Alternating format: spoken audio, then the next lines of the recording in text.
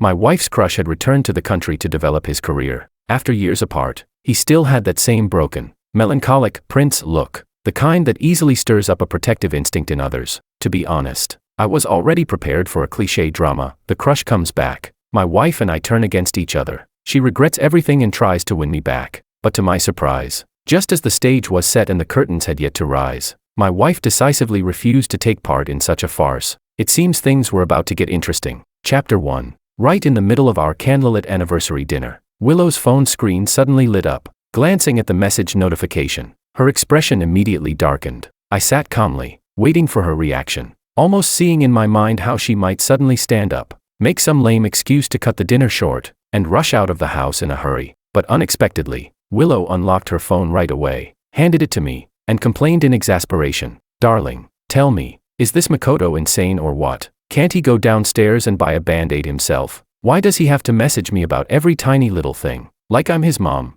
So annoying." Stunned, I took her phone, only to burst out laughing the moment I saw the message. "Willow, please come quickly. I cut my finger while chopping vegetables. It bled a few drops. I'm so scared. Only you can help me." The contact name was saved as Pathetic Sissy. This Makoto really doesn't seem normal. If I remember right, his rented place is at least an hour's drive from here, isn't it? Needing you over just because he nicked his finger. He's even more ridiculous than an overgrown baby. Seriously, he's such a weirdo.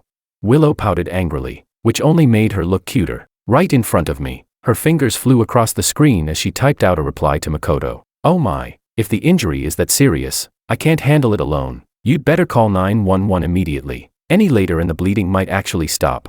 I laughed out loud again. My wife's combat power was nothing to underestimate, and her sense of humor was sharp as ever. Makoto fell silent on the other end, while Willow and I were finally free to enjoy our carefully planned romantic dinner in peace. Regarding Makoto's existence, Willow never tried to hide it from me, because there was simply no need. Willow and I had grown up together as childhood sweethearts, classmates since kindergarten. Makoto only entered the picture later, when he became our classmate in high school. I have to admit, Makoto was the most popular boy among the girls back then. He had delicate, handsome features, a frail figure, and always carried a melancholy, sentimental look, as if a gust of wind could knock him over. That broken, fragile aura won him endless sympathy from the girls in our class. Of course, looks alone weren't enough. Makoto could also sing beautifully, his voice husky yet magnetic, with a natural sense of rhythm. Combined with his professional-level guitar skills and his carefully curated, artsy poet persona, he was devastatingly attractive to the female students. Nearly every girl in our class had a crush on him at one point or another,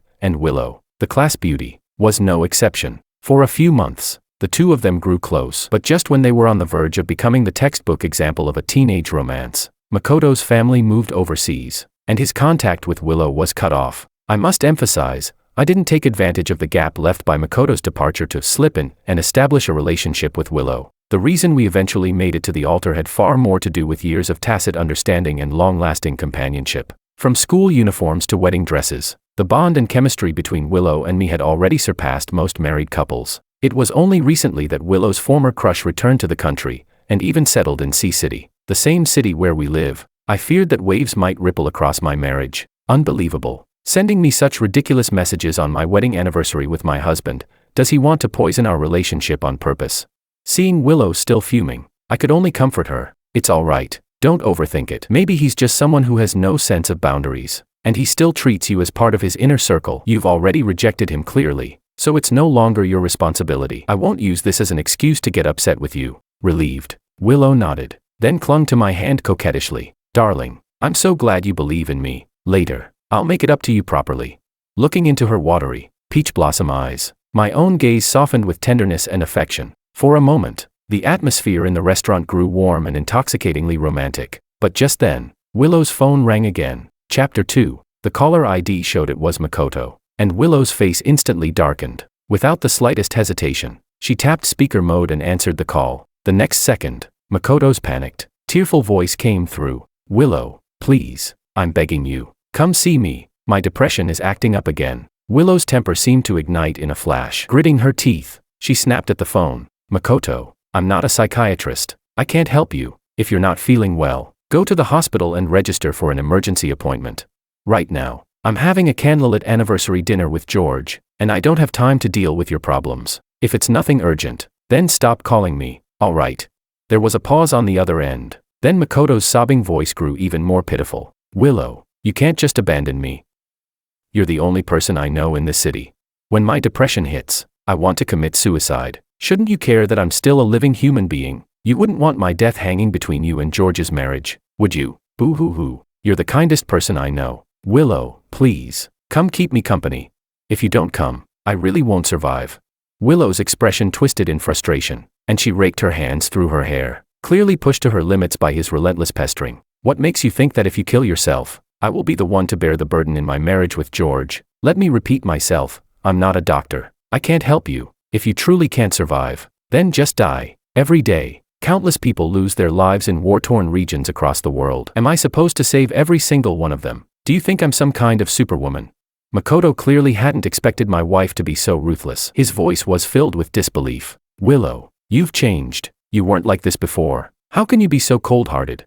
By now, Willow was nearly beside herself with anger. Oh please, can you act normal for once? What decent wife would leave her husband on their wedding anniversary dinner just to care for an old classmate who cut his finger, or claims his depression is acting up? Isn't that just asking for trouble when life is perfectly fine? Do I look like such an idiot to you? You're simply impossible to reason with. Willow, enough. I'm hanging up. If you keep crying and pestering me like this, I'll block you. With that, Willow slammed the call shut, then looked at me with teary eyes, her face full of grievance. Ugh, darling, what rotten luck. If I'd known it would be like this, I wouldn't have gone to meet Makoto when he first came back to the country. Being pestered by that pathetic sissy like a sticky plaster, I feel downright unclean. Ugh. I studied Willow with interest. There wasn't the slightest trace of pretense in her reaction, so I pulled her into my arms and gently comforted her. Don't worry. As long as you don't pull off some cliché drama like the unattainable love of youth that ruins your whole life, and we both keep honesty and communication, everything will be perfectly fine. MHM. Willow nodded vigorously, then broke into a silly grin completely at odds with her usual image as a sharp, competent career woman. Hee, darling, hug me.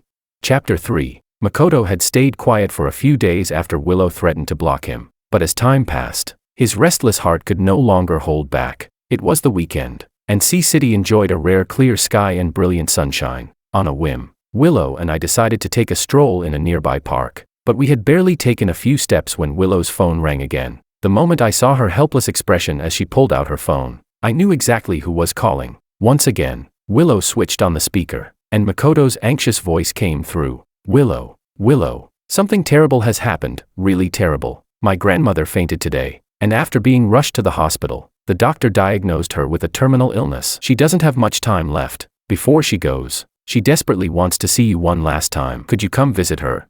I knew about Makoto's grandmother. Back when he and Willow had that brief ambiguous relationship, she had treated Willow with great kindness, almost like a real granddaughter, often inviting her home for meals and showing her genuine affection. I leaned back and calmly observed Willow, curious how she would handle this situation. Perhaps she sensed the ulterior motive behind this invitation, or perhaps she couldn't ignore the warmth and care Makoto's grandmother had once shown her. Either way, her expression shifted again and again, until she finally gritted her teeth and answered, "Fine. Give me the address. I'll visit her this afternoon." "That's wonderful. Willow, Grandma will be so happy to see you. Her condition might even improve just from your visit. The address is XXXXX. After a short pause, Makoto added, "Oh, and Willow. Grandma's mind isn't too clear these days. She doesn't like strangers around her. She only wants to see you. So, could I ask you to come to the hospital alone?" "Got it." Willow hung up decisively without further chatter, then turned to me with an apologetic smile. "Darling, I'm really sorry. Looks like we can't keep strolling through the park today. After lunch, could you come with me to XX Hospital?" I was a little puzzled. Hadn't Makoto specifically asked her to come alone? Of course, I wasn't foolish enough to say that out loud. Willow, however, had no intention of hiding her thoughts and explained frankly. "Makoto said I should go alone, but I'm not his mother. Why should I do everything just because he says so? Even if it's a hospital, a public place. What if he set up some kind of trap and I walked in unprepared? I'd be the one to suffer." I nodded in full agreement. So, after lunch, Willow and I headed together to the hospital where Makoto's grandmother was staying. When Makoto saw Willow arrive, his eyes lit up, but the moment he noticed me by her side, his face immediately twisted with frustration. Willow went into the ward to visit Makoto's grandmother, while I remained outside, watching my old classmate with a half smile. Time seemed to have left little mark on his handsome features. Yet perhaps from scheming for too long, that once charming face now carried a sinister sharpness. What hadn't changed was his frail, almost collapsing posture, and that broken, melancholy aura. You should know, if I hadn't gone abroad back then, you would never have had the chance to be with Willow. I was her crush, the one she'll always carry in her heart. If I were you, I'd step aside willingly. At least that would look more dignified. I ignored him, continuing to watch his ugly performance as if I were watching a fool. George, are you mute? I'm telling you, the one Willow truly loves will always be me. You were just a stand-in while I wasn't here. Now that the real one is back, the substitute should get lost. I think you're a decent man, so recognize reality early and walk away on your own. It'll be better for all of us. I still kept silent, the corners of my lips curling into a mocking smile. Makoto's face twisted in rage on the spot, growing more and more feral. You bastard. What kind of attitude is that? Just wait, I'll make sure to take care of Willow. Once Willow cheats on you, you'll regret your arrogance today. Makoto, doesn't it feel awful to throw a punch into thin air? You couldn't even take the first step. You never managed to lure my wife out. All those little tricks you prepared, provocations, photos, whatever, they all became a joke. Doesn't it feel like you're suffocating from holding it all in? I leisurely savored the change on Makoto's face, shock, then disbelief, then rage, until finally it twisted completely into madness. But in the next moment, as if hearing something, he glanced at the ward's doorway and gave me a strange grin. Then, he suddenly raised his hand and slapped himself hard across the left cheek. Smack! His handsome left cheek instantly swelled, a trace of blood seeping from the corner of his mouth. George, how could you doubt my relationship with Willow? There's nothing improper between us. You hit me. Fine, I'll take it, but don't you dare misunderstand Willow. At that very moment, the ward door was flung open. Willow stormed out, glaring at Makoto before grabbing me to leave. Wait, Willow.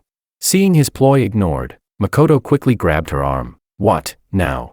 Willow ground out each word through clenched teeth. Why, Willow, George, he hit me. Makoto pointed to his swollen left cheek, looking utterly pitiful with tears brimming in his eyes. Smack!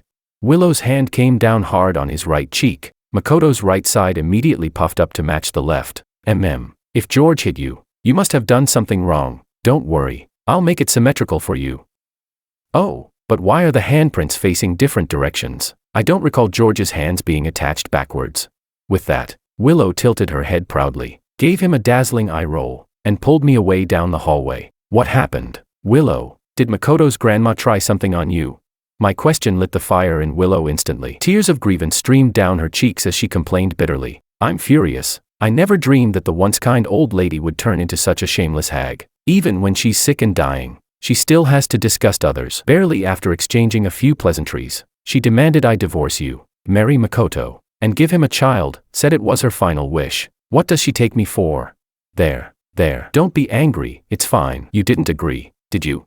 Agree? I'd have to be insane to agree. The only reason I didn't slap her right there was because I showed restraint, using her age as a shield, forcing her selfish desires onto others. Such a vile woman deserves her illness.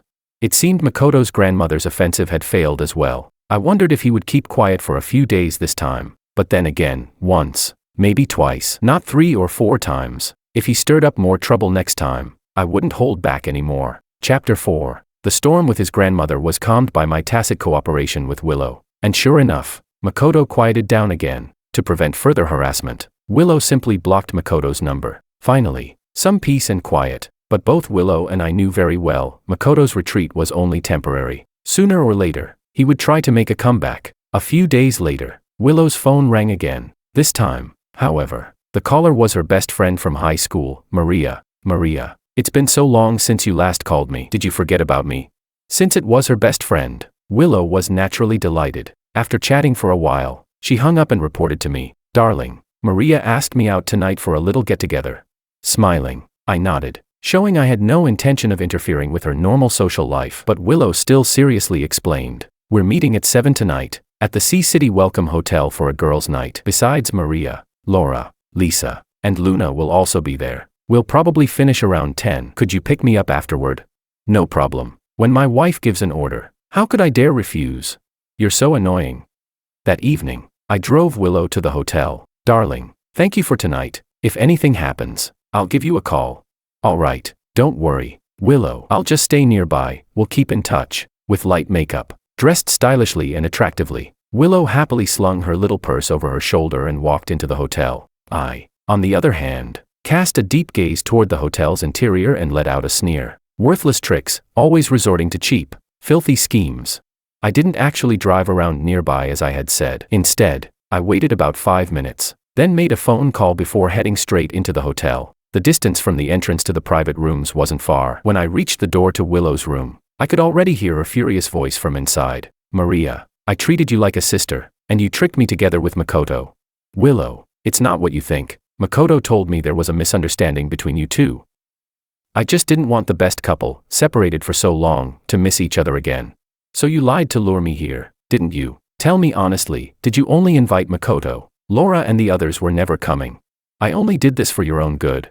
Yes, Willow. Maria has witnessed our relationship all along. She knows we're the most compatible. She's only trying to help you. Get out. Wait, my head, it's so dizzy. Did you drug me? Willow, don't blame me. I just don't want you and Makoto to miss each other again. Believe me, I would never hurt you. The next second, Willow's desperate and weak sobbing came from inside the private room. Woo, hubby, save me. I didn't wait any longer. I shoved the door open and came face to face with Makoto and Maria, who were supporting Willow on each side, preparing to leave. In Willow's eyes flashed the wild joy of surviving a disaster, while Makoto and Maria were filled with shock and fear. That. George, I can explain. Maria still tried to argue, but my raised hand came down hard across her face. A resounding slap echoed, far too loud, and her delicate body spun 3 full circles before stopping, blood trickling from her ear, the corner of her mouth, and her nose. Whatever excuse you've got, save it for the police later. At the mention of the police, Makoto trembled all over, dropped Willow, and tried to run. Without hesitation, I blocked his path. Makoto's eyes gleamed with ferocity. His hands suddenly spread out like claws, lashing toward my face. The claw strike carried streaks of black energy, radiating a chilling murderous intent even from afar. In that moment, he looked every bit the predator, his posture hawk-like and wolfish, his movement as swift as lightning, completely devoid of the frail, melancholic young master act he used to put on. George, you forced me into this. Go to hell. I calmly folded my arms across my chest, staring at the man charging toward me. At the very instant before he could touch me, my leg whipped up with lightning speed, hips twisting into a devastating side kick that slammed into his chest. Makoto's eyes widened with disbelief and terror as his body was launched backward, crashing hard into the wall behind him. When he fell to the ground, he was already half dead, barely breathing, a pitiful wreck on the verge of death. With such pathetic skills, you dare drug people? Do you think modern law is just for show? Ha, ridiculous. No sooner had the words left my mouth than 5 policemen rushed into the room. Wait, I didn't mean, woo, I was wrong. I won't do it again. Don't arrest me. As a pair of shining silver handcuffs snapped onto her wrists, Maria broke down crying hysterically. The half-dead Makoto was also cuffed and dragged away. On the table, the water glass stood as ironclad evidence of their vile deeds. Chapter 5. At last, I no longer had to worry about that lunatic Makoto stirring up more trouble for the time being. When my wife woke up and learned about what had happened afterward, her whole being seemed even more radiant than before. Her brows relaxed, her starry eyes glistened, and her crystal-clear lips curved into a smile full of relief. Hubby, woo, thank you for saving me. I never imagined, not even in my dreams, that my former best friend would join hands with that bastard Makoto to hurt me. If it weren't for you, I really would have been ruined by them. Thank you, hubby. Woo. I gently stroked Willow's hair, softly comforting her. There, don't be afraid, it's all over now. Willow nestled into my arms, wriggling freely as she pouted playfully. But I'm still so scared, hubby. How can people's hearts turn so vicious? Who knows? Maybe she was manipulated into being an accomplice. Maybe she was jealous of the happiness in your life. Or maybe she was just rotten to the core.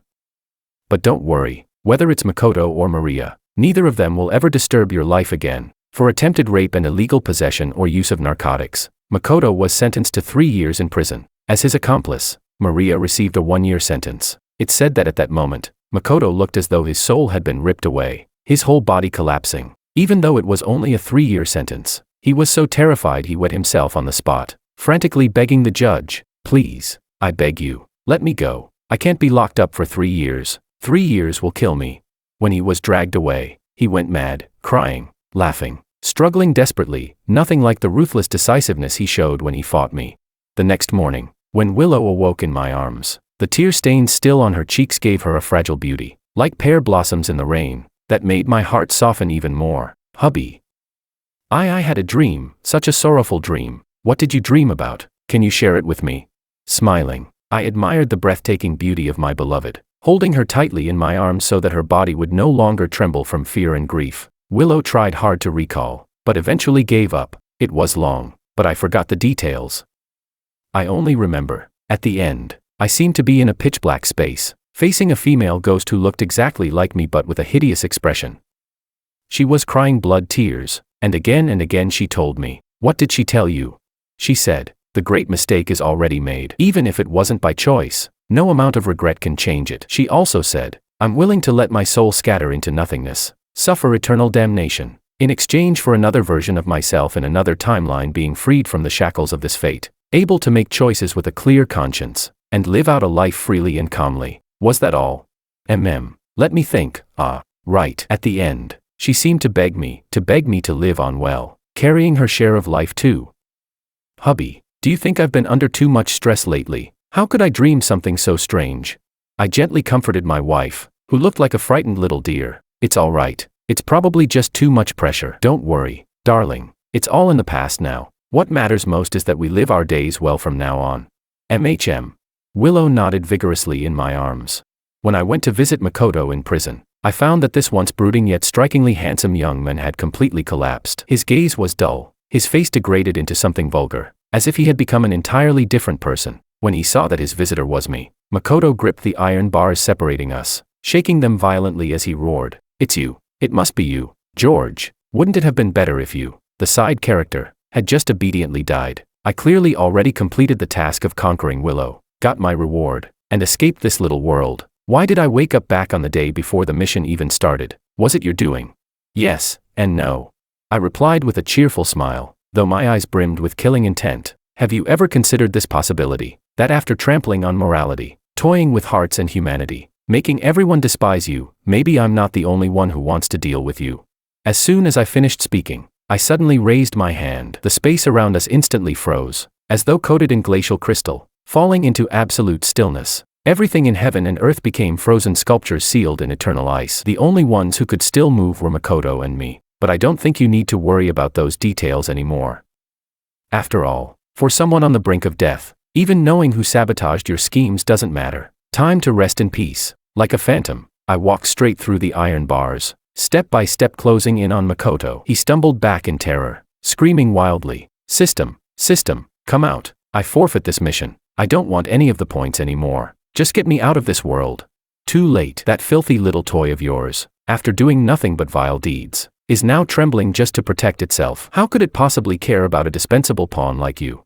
With that, I drew in a deep breath. A wildly flickering sphere of light was ripped straight out of Makoto's body and instantly swallowed into my belly. The taste is lacking, but understandable. After all, a higher grade system wouldn't need to drag expendable cannon fodder across countless worlds to do such shameless, dirty deeds. Seeing that even his final trump card had been taken from him, Makoto collapsed to his knees in terror, banging his head against the ground. Spare me. You're definitely not George. I've never offended you. We have no grudges between us. Please let me go.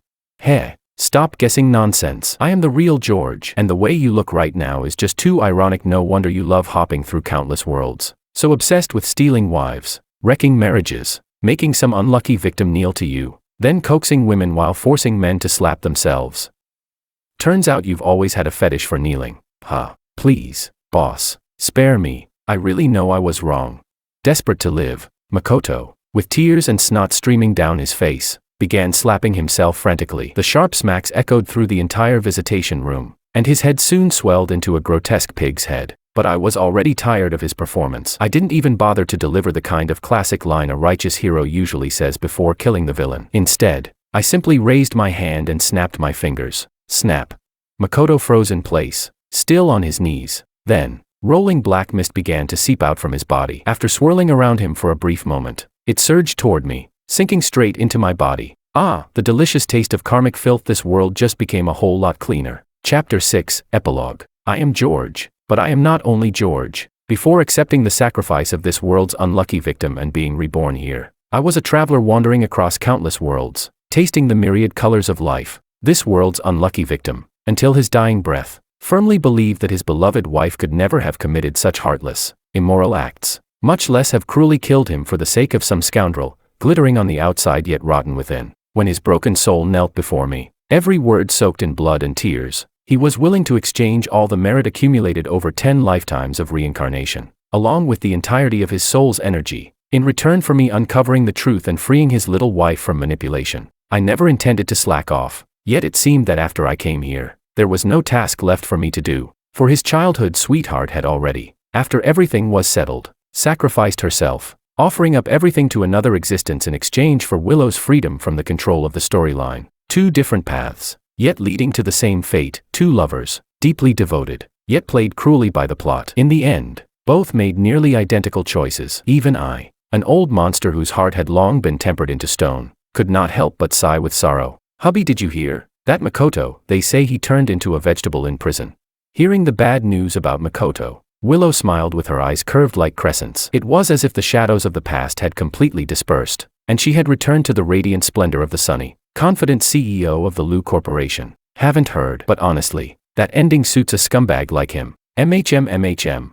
Willow's smile was as warm as sunlight, her starry eyes shimmering with brilliance, tugging at my heart with every beat. I am not only George, but in this life, I am only George. To accept another's trust is to fulfill it faithfully. Equivalent exchange, this has always been my principle through endless years. Since I have already taken on the commission of a departed soul, I will be the most dedicated George, carrying his hopes and attachments to this world, along with his determination to protect the one he loves. I will live earnestly, and walk alongside Willow for the rest of this lifetime. Mountains may crumble, seas may turn to dust, but true love must never be betrayed.